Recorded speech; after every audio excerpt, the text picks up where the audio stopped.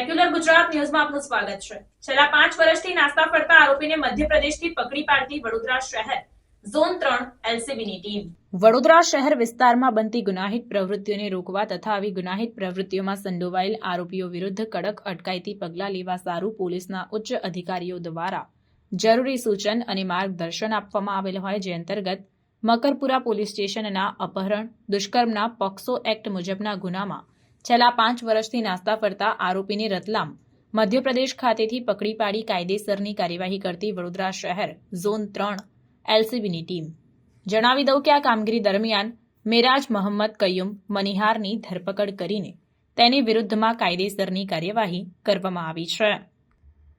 Report Nazir Sheikh સાથે cameraman Arif Sayyed, secular Gujarat news, Vadodara. સમાચારોની અવનવી અપડેટ્સ માટે જોતા રહો સેક્યુલર ગુજરાત ન્યૂઝ।